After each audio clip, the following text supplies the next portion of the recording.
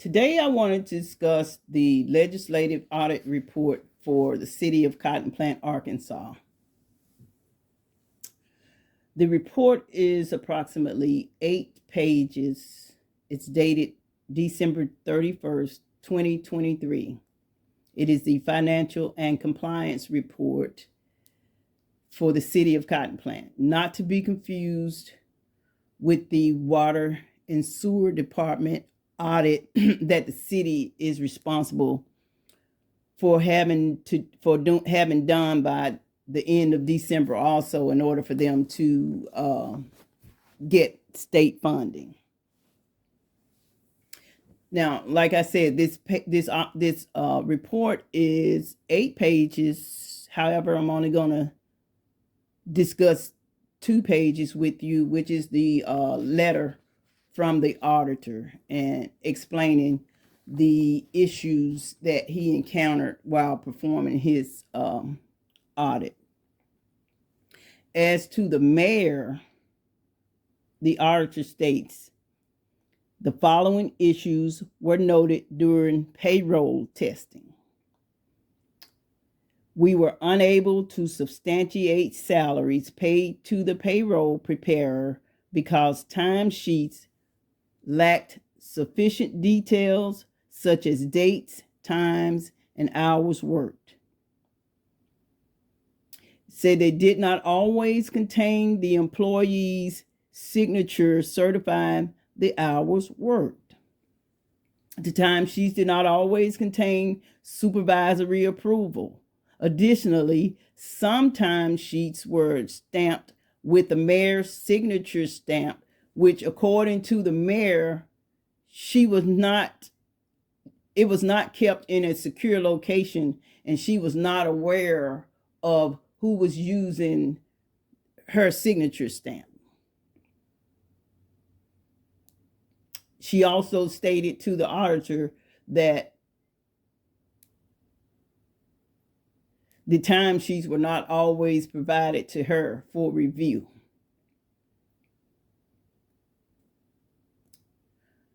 The auditor also states that he was unable to validate the following: $1,200 paid to the mayor for unused leave.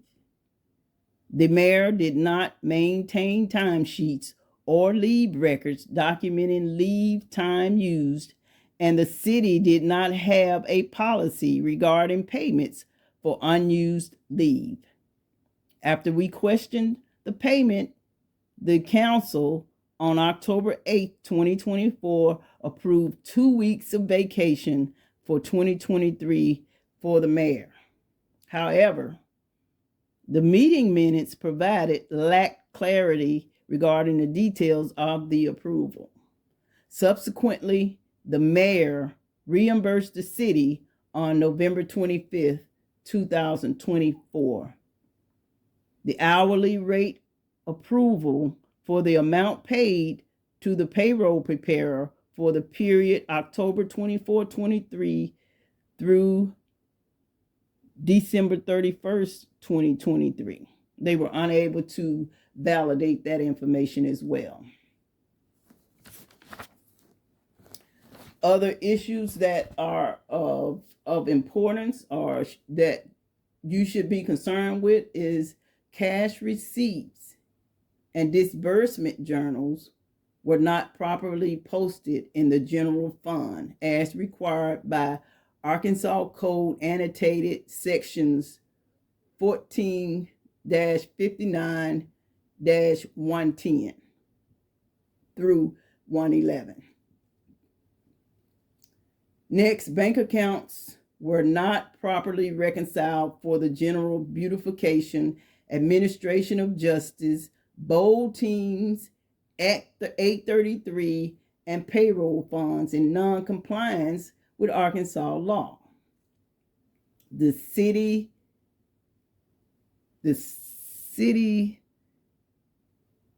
sold a fire truck to a council member for $600 without using a public or internal auction as required under state law. Checks were not issued in sequential order, as we noted several discrepancies in the ranges of checks issued.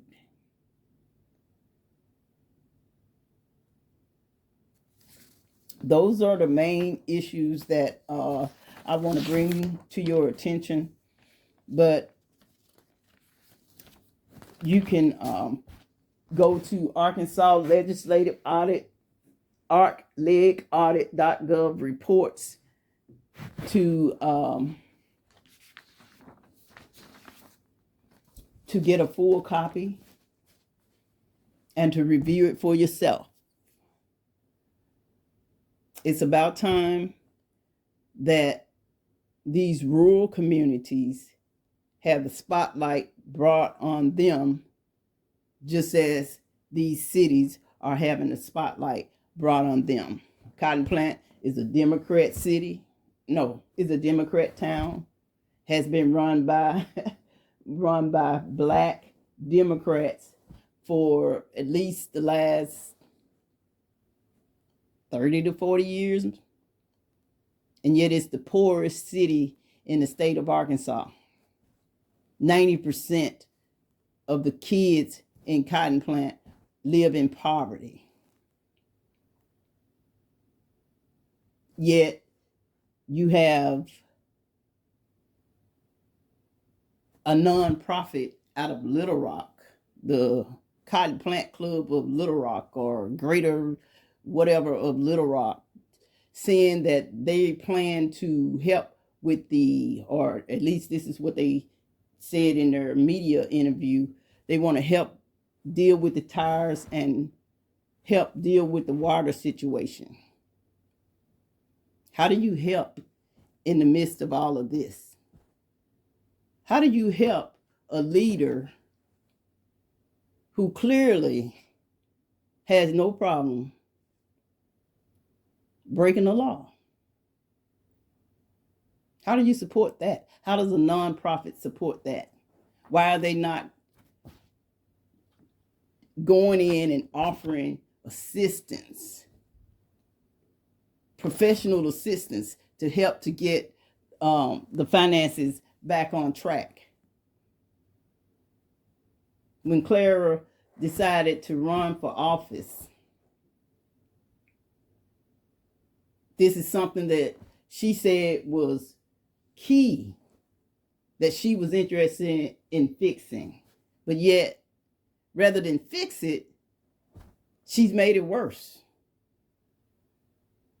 And then has the nerve to think that she's a good leader. You are horrible. You are disgusting and horrible, and you do not have the interests of the people in Cotton Plant at heart. She is disgusting, and she needs to come out of that office come November of 2026, and I intend to do everything in my ability to see to it that she does come out, and that's if someone is willing to step up and run against her. If you live in Cotton Plant and you can walk and you can talk and you can see, and you're not a politician, you're more qualified than this trash that they have there currently. And I'm not just talking about the mayor, I'm talking about the city council as well. They've destroyed Cotton Plant. I don't see a way for Cotton Plant to even recover from all the harm that these people have done. I can't see it. If they negotiated a deal with Bold Team, and that wasn't enough to help to bring Cotton Plant back, what opportunities can you possibly see that could help to bring Cotton Plant back? How in the hell is Bold Team there leasing 8 acres of land for $1,500 a month and only giving the city 1% of the profit from a marijuana cultivating facility? a large marijuana cultivating facility. And that's another lie that Clara Harston told when she was running the first time. She claimed that she was going to go and deal with the Bold Team mess because they went there and they negotiated a deal with Bold Team and they didn't even have a lawyer at the table. And she claimed she was going to correct that. She did none of it. Instead, what did she do? Paid herself for, she claimed unused leave. But then when the auditors started talking, it changed to, what was it? 2 weeks of paid leave. And then the council went in and tried to help her out. It didn't work though. It didn't work. She had to give the money back. But who wants to deal with a situation like this? Who wants a leader that they can't trust? Nobody. So we need somebody in Cotton Plant to step up and run against this wicked, disgusting, incompetent piece of trash. And we need people to run against the wicked, disgusting trash that occupies the city council. That's what we need to do. Find somebody who can do the job right, somebody who wants to do the job, somebody who has the people's interest at heart. This is Ethelene Crenshaw, and I said what I said, and I meant every single solitary word. Now, I'll be doing this type of video for some of these other corrupt, small, rural towns in Arkansas because all of these reports are available online. So I have access to them. So I'm going to go pull them all and I'm going to read them and I'm going to expose the corruption.